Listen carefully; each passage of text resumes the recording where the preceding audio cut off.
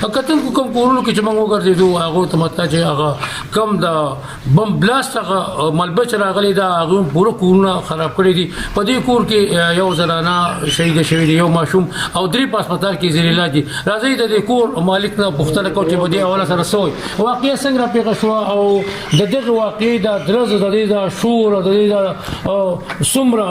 خوب خیرات چې پیدا کړی دی په هغه حواله سره سوی غواړي. بسم الله الرحمن الرحیم. په دغه ټایم باندې موږ په کور کې موجود یو چې په هغې ناڅاپه اچانک دماکو شوه او د هغې د لاسه یوه توره تیاره او بیا چا څه نه لید بجلي تلو په دغه ټایم کې په دې کې خواته چې دا کم کورونه دي دا ټول ډیمیج شي او د هغې د پلین نه چې کم لینټر رالوتی دی ستاسو د مخې سامنے دی هغه تاسو لیدی شئ په دې کې یو ماشوم شهید شوی دی یوه زنانه ده او درې چې دي هغه جوبل دي نن ساعت په شهیدو هسپتال کې منتقل دي د دې خواته چې کم کورونه دي ډېر زیات ډیمیج شوي دي او د هغې باوجود په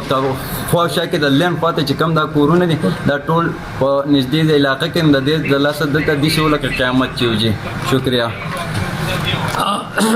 کتونکو زموږ سره دلته کې بل ملګری موجود دی چې په دې حواله سره څه وایي جی تاسو څه ویل غواړئ؟ په دې حواله سره موږ دا وایو چې دا ماسوتن ټایم و تقریبا 8:22 او یو زوردار دماکه وشوه چې د هغې د وجې نه زموږ په پوره سوات کې د هغې اواز ورسېدو او زموږ کورونه چې کوم دي د هغې سره تباه شو زموږ ماشومان ویرېدي زموږ ښځې زنانه ویرېدي او زموږ سکولونه د هغې سره خراب شو زموږ دکانونه زموږ مارکیټونه شټرې وشلې دي او زموږ دکانونه خراب شو شیشې ماتې شوې زموږ جاني هم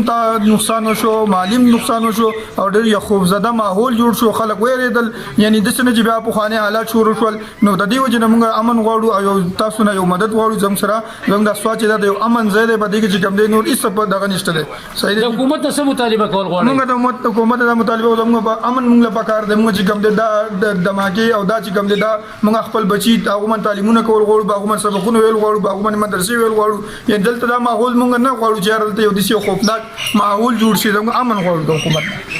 کتونکو تاسو زموږ د رونو خبره ترې واورئ چې په دې کې ډېر کسان دلته شهیدان شوي دي او تاسو کم سے کم موږ د نظر ته یې دا چې ټول ملګري چې مکمل تباه